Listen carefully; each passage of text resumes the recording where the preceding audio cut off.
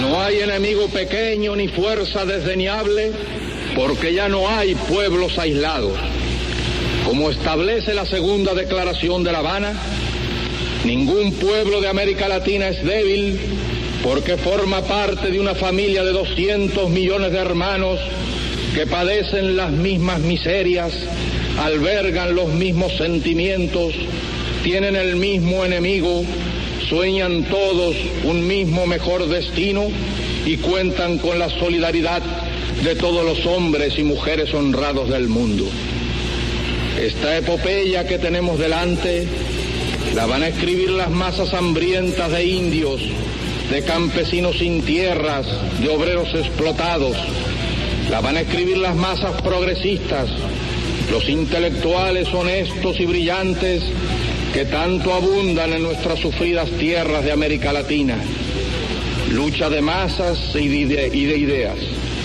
Epopeya que llevarán adelante nuestros pueblos maltratados y despreciados por el imperialismo.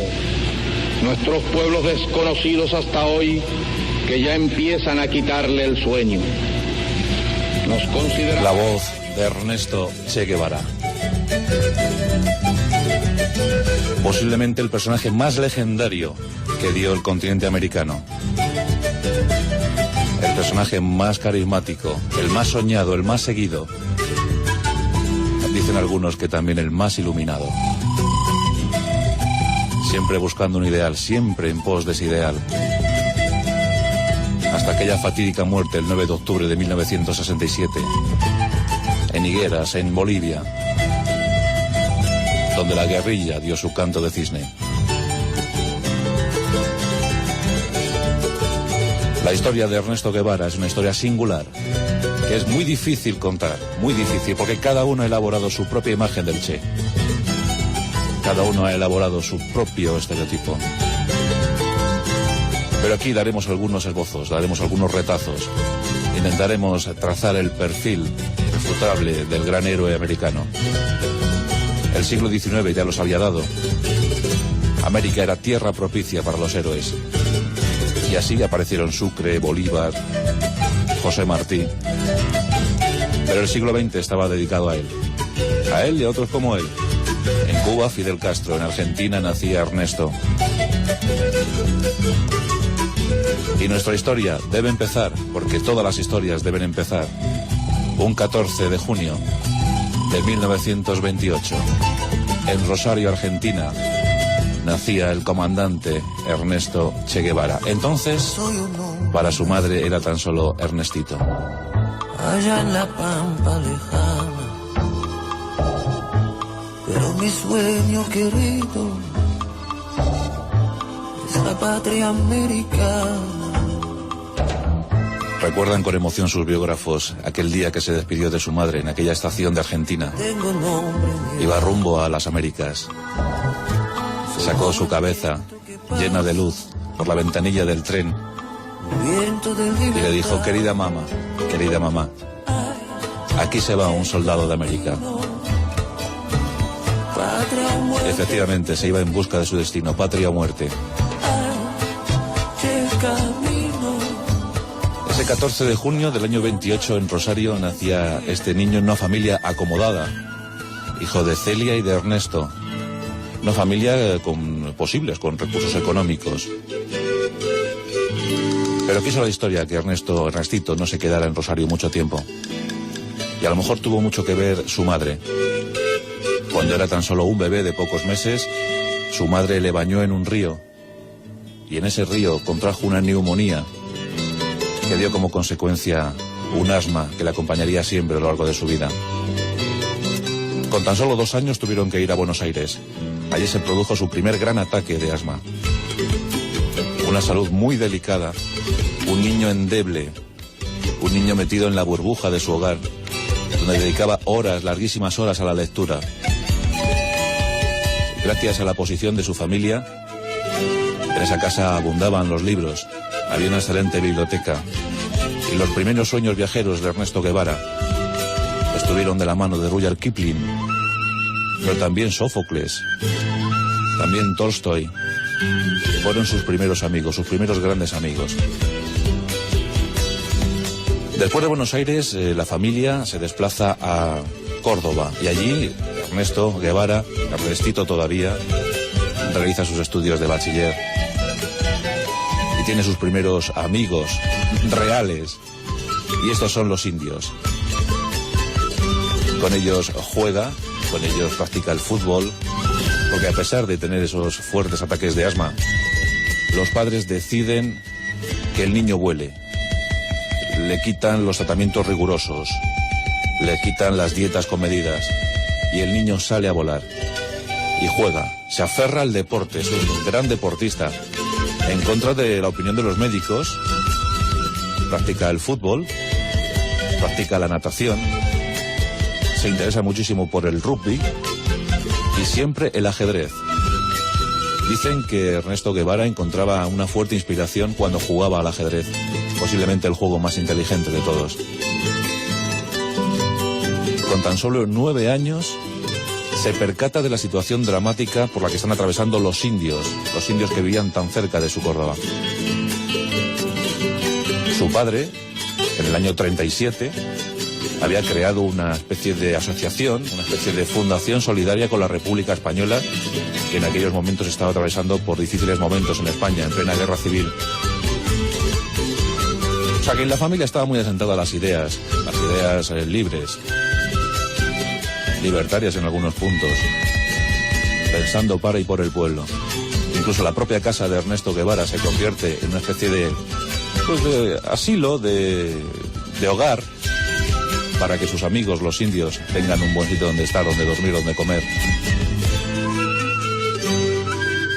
Y aquí empieza a forjarse la historia del héroe.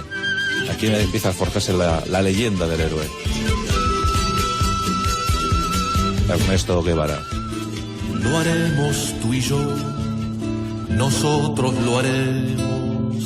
Tomemos la arcilla para el hombre nuevo. Su sangre vendrá de todas las sangres, borrando los siglos del miedo y del hambre. Por brazo un fusil, por luz la mirada, y junto a la idea una bala asomada. En el año 1946, la familia Guevara viaja de nuevo a Buenos Aires. Millones de oídos serán la llamada del ejército. Ernesto Guevara es rechazado, es declarado inútil para el servicio militar. Aquel que murió combatiendo, aquel que supo empuñar el fusil como nadie, aquel que pensaba que la revolución solo se podría ganar por las armas, fue rechazado por el ejército de su propio país. En el año 47 ingresa en la universidad. Quiere ser médico.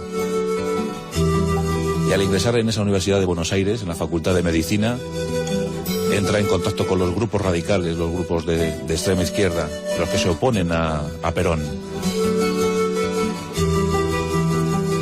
Y en principio esa es la única idea que tiene, ser médico y formar parte de la sociedad civil de su país.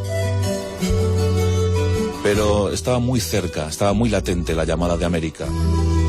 Y así llegamos al año 1950. Y junto a un amigo inseparable, Alberto Granado, 6 años mayor que él, planean un viaje por América. Quieren conocer lo que les rodeaba. Su primera idea fue la de viajar a Europa, un continente que les fascinaba a los dos. Pero América estaba tan cerca, las reivindicaciones sociales estaban tan cerca, que se convirtió claramente en su objetivo prioritario. Y así viajaron hasta Chile, donde llegaron a las minas de cobre, donde la situación de los obreros, de los mineros era infame. Allí es donde dicen que Ernesto Guevara, todavía no era Elche, ahí es donde dicen que Ernesto decide dedicarse a la política. Viaja a Machu Picchu, conoce la historia de Tupac Amaru, aquel que murió reivindicando su herencia incaica. Y después de un corto periplo deciden volver. Termina de manera fulgurante su carrera de medicina. Se especializa en enfermedades de la piel y en alergias. Esa es su especialidad. Desde luego sí que tenía cierta alergia por todo lo que suponía dictadura y falta de libertad. Y vuelve a viajar. Y aquí es cuando se despide de su madre, de Celia. Siempre se carteó con sus padres. Sus padres le apoyaron, sus padres le quisieron. y el cariño era recíproco.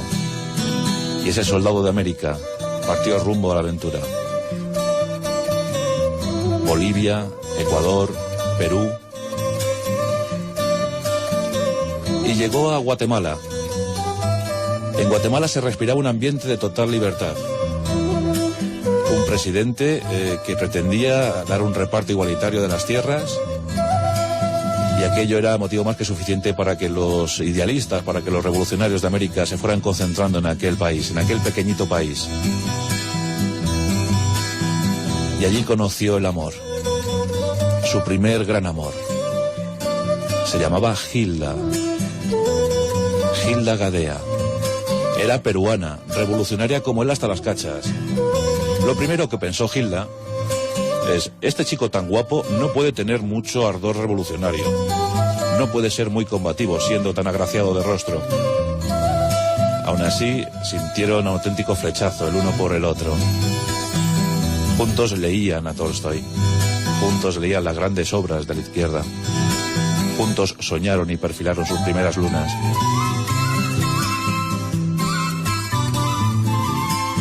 Y nació de ese amor, fruto de ese amor, Gildita. Una joven y hermosa niña.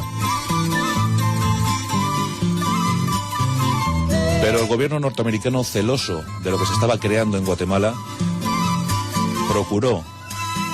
dio aliento a una invasión, a un golpe de Estado. Y lo que allí estaba germinando tuvo que dejar de crecer. Y todos aquellos jóvenes e idealistas revolucionarios tuvieron que escapar, tuvieron que huir. Ernesto se refugia en la embajada de Argentina. Y de ahí a México.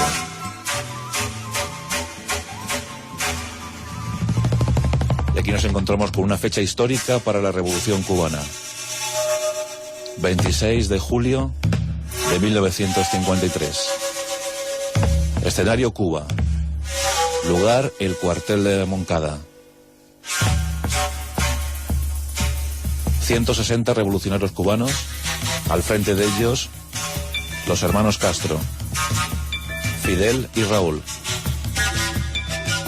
Un asalto frustrado por la ingenuidad, por el exceso de juventud, por los impetuosos y mal calculados bríos. De aquellos 160, 80 murieron abatidos. El resto fueron capturados. Los propios hermanos Castro, entre ellos. Fidel Castro es recluido en la isla de Pino y allí permaneció durante casi 2 años. Pero este 26 de julio permaneció desde entonces en la memoria histórica de los revolucionarios. Se creó el movimiento 26 de julio, el M267. Una fecha importante. Mientras tanto, Ernesto se encuentra en México. Allí sus compañeros, sus idealistas compañeros, le ponen un apodo, un mote: Che. ¿Y esto por qué? Porque encabezaba todas sus frases, el inicio de cada frase, diciendo: Che, Che, ¿viste? Che, vamos a hacerlo. Che, estamos aquí. Sus compañeros, muy divertidos, dijeron: tú eres el Che. Y desde entonces nació la leyenda: Ernesto, el Che Guevara.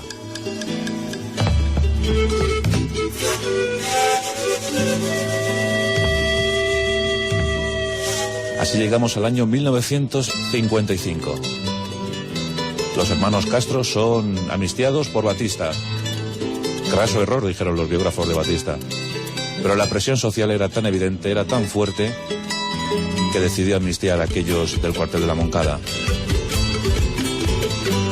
Y en México se procura un encuentro histórico entre Ernesto Che Guevara y Fidel Castro. Trae que trae el resplandor,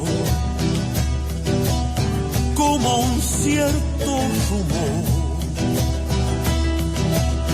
tierra que no se ha de callar, alma de Guayacán. Aquel encuentro histórico fue a la forma y manera de Fidel Castro.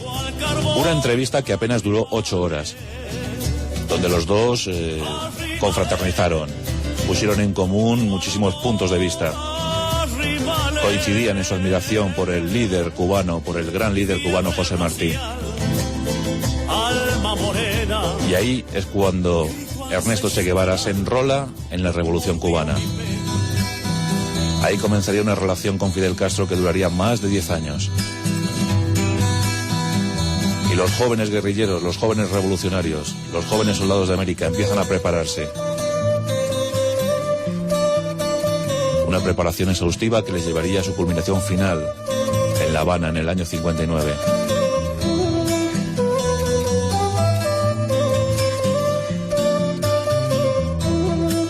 La preparación duró bastantes meses. En un rancho a 40 kilómetros de México, de la capital, se preparaban aquellos locos, asediados a veces por el ejército mexicano, otras custodiados de cerca por la CIA.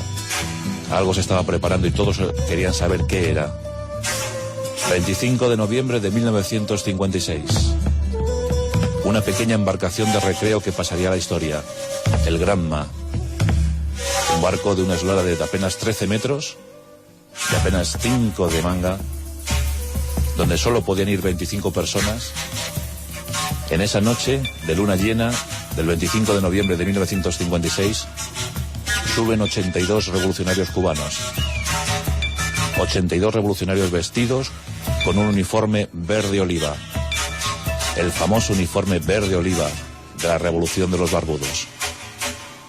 Cuando se hable del valor estoico, de la vida cabal, profunda y clara, sin mencionar al guerrillero heroico, estaremos diciendo Che Guevara. Batista sabía que algo se estaba preparando al otro lado. Sus aviones C-47, AT-6, B-25 sobrevolaban el litoral de la isla. El ejército cubano estaba preparado para resistir cualquier envite revolucionario. La operación estuvo a punto de irse al traste. Un temporal empezó a mover aquel barco, el Granma. Dicen que a lo mejor el Altísimo movió ese barco y lo llevó hasta el oriente de Cuba. Y allí casi embarrancó. Y los 82 esforzados bajaron del barco.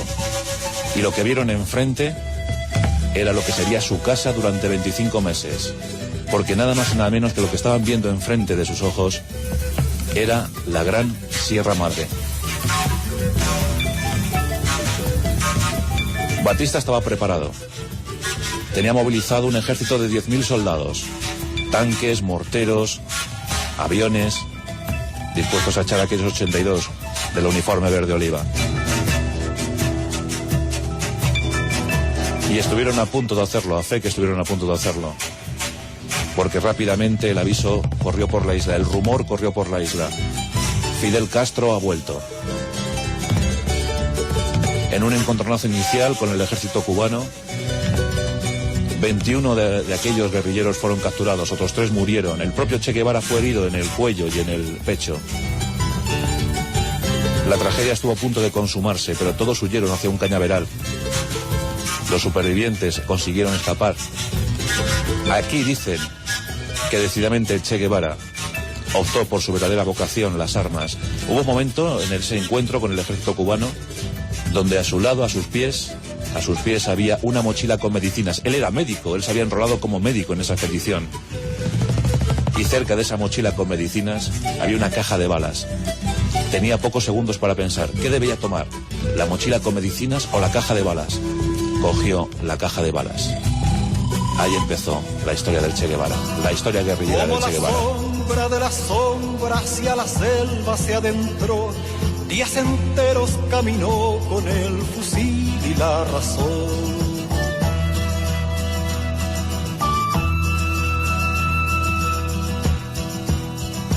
Entre las lianas reposó, sobre las víboras cruzó, de clara pólvora vistió y a los pastores desplegó, buscando fuerzas para hallar la libertad agonizante.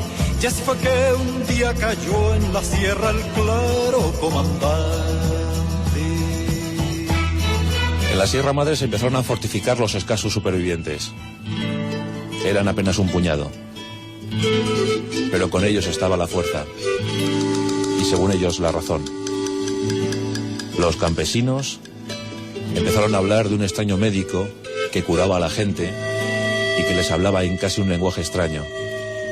Aquellos barbudos eran como semidioses para ellos. Los campesinos empezaron a ayudarles y la sidra madre se convirtió en un fortín, irreductible, infranqueable para los soldados cubanos, adeptos a Batista. Y comenzó una larga y épica campaña. La epopeya había dado inicio. Fueron 25 meses de combates, 25 meses llenos de bajas, de dolor, de angustia, de sobreesfuerzo, siempre el sobreesfuerzo.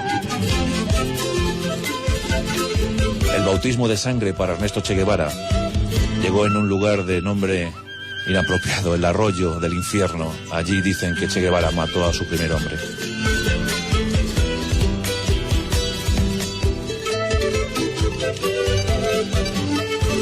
Batista no daba crédito a lo que estaba ocurriendo. Un puñado de rebeldes estaba consiguiendo hacer implantar una auténtica revolución. Por más soldados que enviaba al frente, estos volvían maltrechos, malheridos, desmoralizados. Las bajas eran innumerables. Y al fin, después de 25 meses de combates, Fidel Castro, el 1 de enero de 1959, entraba en Santiago. El comandante Cienfuegos y el comandante Che Guevara el 3 de enero lo harían en La Habana. Después de acabar con el bastión de Santa Clara, Batista huía desfavorido de Cuba. La revolución había triunfado. Pocos días más tarde se le entregaba la nacionalidad cubana a Che Guevara. ¿Y cómo ascendió a comandante? Pues es una historia también muy simple, muy sencilla. Hubo un momento en el que tuvieron que firmar un manifiesto a favor de no sé qué cosa. Todos firmaron. Y cuando le llegó el turno a Ernesto Che Guevara, Fidel Castro le dijo de forma muy clara: pon comandante. Fue la forma que tuvo Fidel de agradecerle el esfuerzo y el sacrificio. Le ascendió al grado de comandante antes incluso que a su propio hermano Raúl, antes incluso que a otros líderes revolucionarios cubanos. Aquel argentino nacido en Rosario, 30 años antes, tan solo tenía 30 años Che Guevara cuando triunfó la revolución. Ya era comandante, ya había sido elegido por el destino. Aprendimos a quererte desde la histórica altura, donde el sol de tu bravura le puso cerco a la muerte. Habían ganado la revolución, habían ganado la batalla, pero ahora había que construir la paz. Y tenían que conseguirlo a marchas forzadas. Eran claramente hostigados desde el exterior.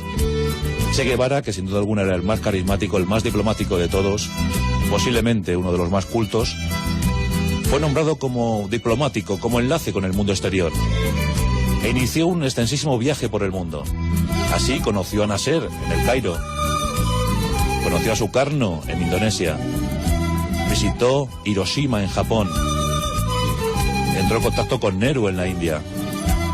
También estuvo al lado de Tito en Yugoslavia. Incluso hizo una pequeña escala en Madrid. No conoció a Franco, claro. Sí, hay un detalle curioso, y es que le abrieron los almacenes Galerías Preciados para que comprara una máquina de escribir. Dando su mensaje por el mundo, al lado de los grandes líderes mundiales, se fue cimentando, se fue creando aún más la leyenda en torno al Che. Dicen que la CIA lo fijó como objetivo número 1, incluso antes que el propio Fidel Castro.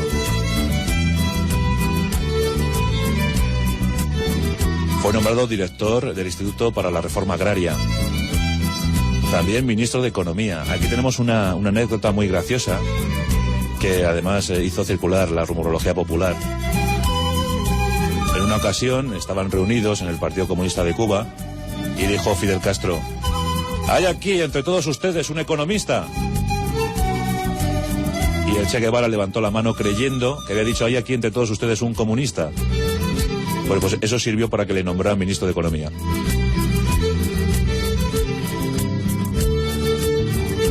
También fue nombrado director del Banco Nacional de Cuba. Y su osadía llegó a tal extremo que los propios billetes los firmaba como Che. En el billete decía Che. Todo un artista. También fue ministro de Industria. Pero esto no saciaba las inquietudes revolucionarias, las inquietudes de libertad de Ernesto Che Guevara. No era lo suyo. Lo suyo era una revolución mundial.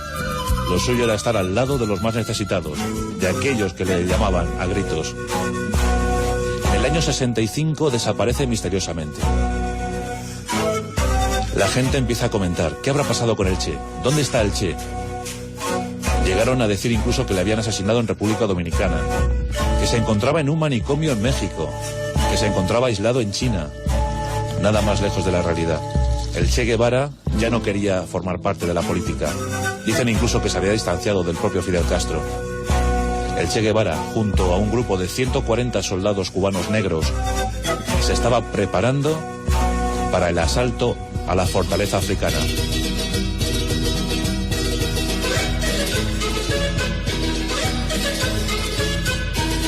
A todo esto, la historia con Hilda había terminado y se había unido con la señorita Ayla March.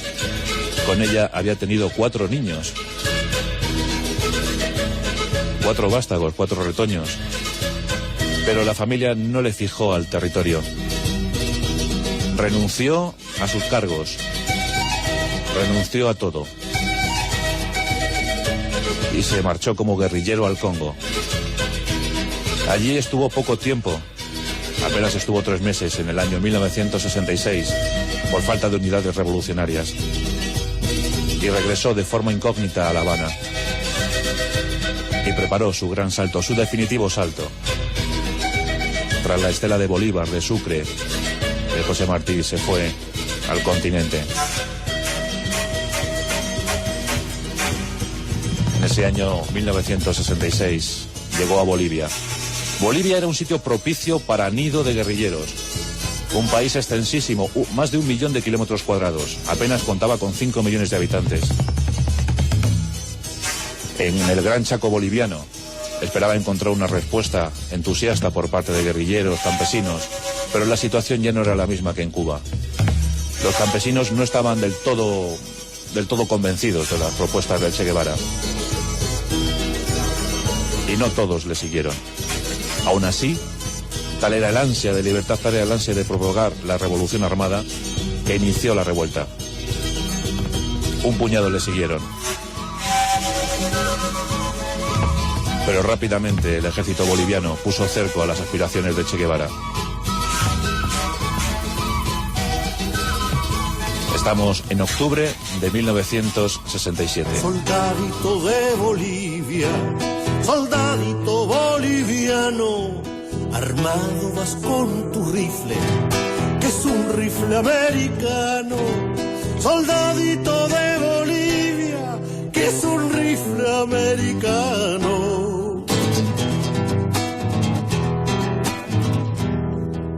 Te lo entregó un asesino, soldadito boliviano, regalo de Mr. Dólar para matar a tu hermano. Soldadito de Bolivia. Octubre de 1967. Los últimos días del Che Guevara.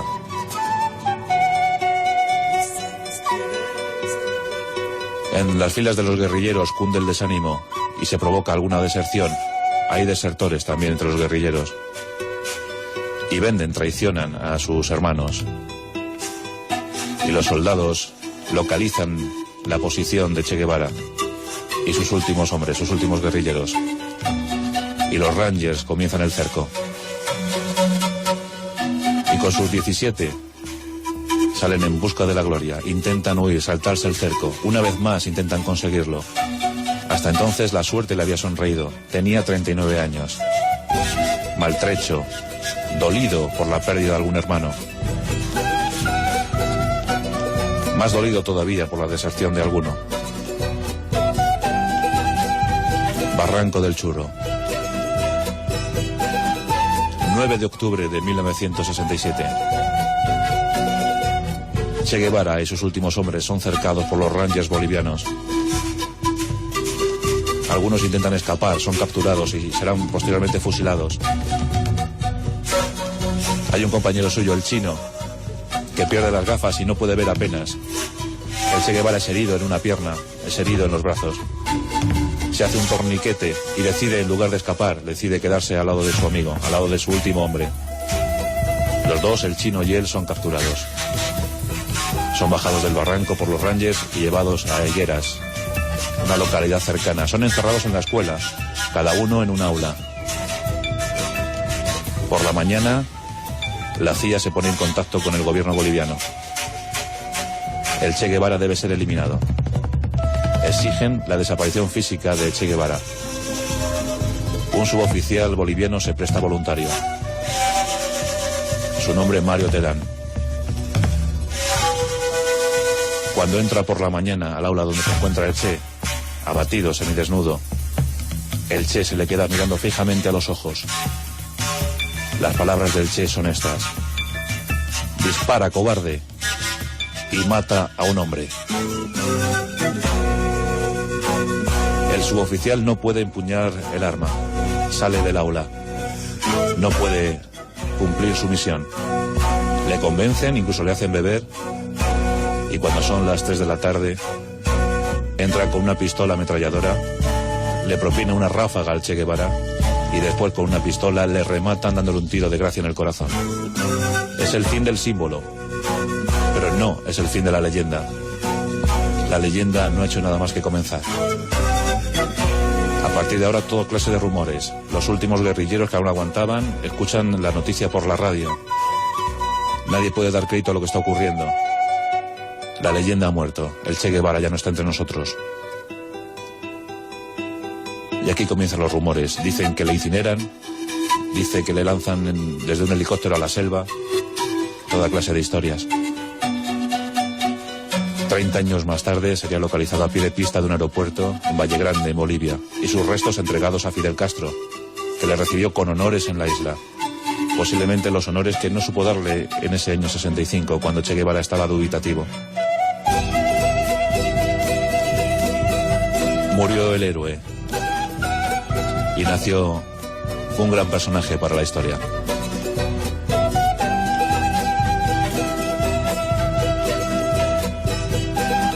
Su madre Celia, su padre Ernesto, seguro que en aquellos días se acordaban de aquel niñito que bañaron en aquel río y que contrajo la neumonía, aquel niño tan endeble de cuerpo y tan fuerte de alma y de corazón, que supo infundir a los débiles, a los pobres, a los necesitados, el coraje para vivir, el coraje para luchar. La historia del Ernesto Che Guevara. Vengo cantando esta samba con redoble libertario. Mataron al guerrillero Che comandante Guevara. Selvas, pampas y montañas, patria o muerte su destino.